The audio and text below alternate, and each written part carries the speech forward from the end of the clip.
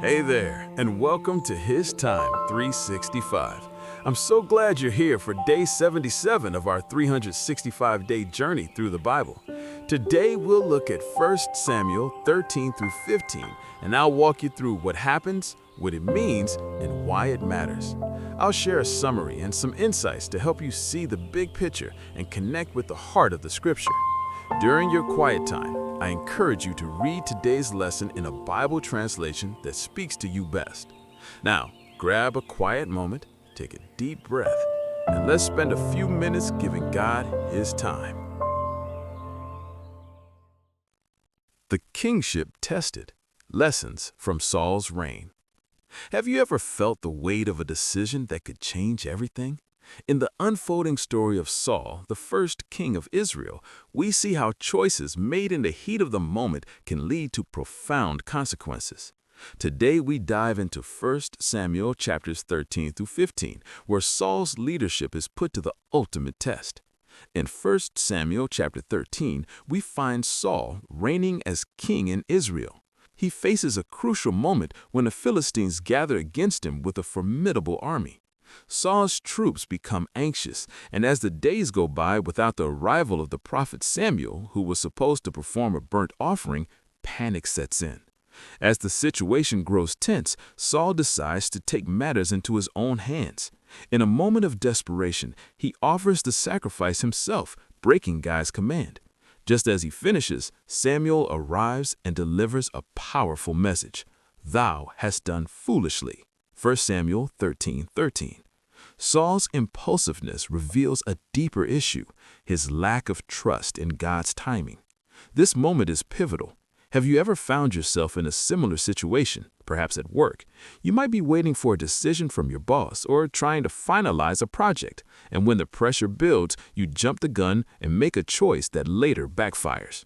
It's a reminder of how crucial it is to remain patient and trust the process, knowing that sometimes waiting is part of God's plan. In the following chapter, we see God's judgment on Saul's rashness. God tells Samuel that he has chosen another to be king, someone whose heart aligns with his own. This new choice is David, a shepherd boy, highlighting that God values obedience and faithfulness over outward appearances. As we move on to 1 Samuel 15, we witness Saul receiving a command from God through Samuel to completely defeat the Amalekites, an enemy nation.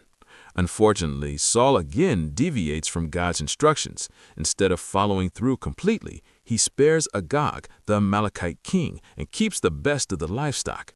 When Samuel confronts him, Saul tries to justify his actions by saying he saved them to offer sacrifices to God. But Samuel responded with a profound truth. To obey is better than sacrifice. 1 Samuel 15:22. Here we see the heart of the issue. God desires obedience above all else. Think about it in terms of family life. Perhaps you've made promises to your loved ones, like being present at family events or upholding commitments. But when life gets busy, it's easy to let those promises slip. Just like Saul, we might think we're doing what's best, only to find that our actions don't align with our intentions. Our families thrive when we prioritize our commitments and follow through on what we say. As the chapter closes, we see the tragic consequences of Saul's disobedience. God rejects him as king, and the Spirit of the Lord departs from Saul, leaving him in turmoil. It's a heavy moment that reminds us how important it is to remain in tune with God's voice and direction in our lives. In our digital lives, how often do we let distractions pull us away from what truly matters? It's easy to become consumed by social media or endless notifications, losing sight of our spiritual health and relationships. In summary, Saul's story in these chapters is a cautionary tale about the dangers of impulsiveness and disobedience. It's about recognizing the voice of God and having the courage to follow through with His commands, even when the pressure mounts. We all face moments where our integrity and decisions are tested, and how we respond can shape our future and the lives of those around us. Remember, obedience isn't just about ticking boxes, it's about aligning our hearts with God's. What are some areas in your life where you struggle to trust God's timing? Can you think of a time when you acted impulsively? What was the outcome? How can we create an environment in our families that fosters obedience to God's commands? Thanks so much for joining me today for His Time 365. Remember, today's reading is 1 Samuel 13 through 15, so be sure to spend some time with those verses during your quiet time. Tomorrow, we'll be diving into 1 Samuel 16 through 18, so feel free to read ahead if you like to prepare. If you enjoyed this time together, don't forget to like, subscribe, and tap the bell so that you never miss a day on this journey. I'll see you right back here tomorrow for day 78.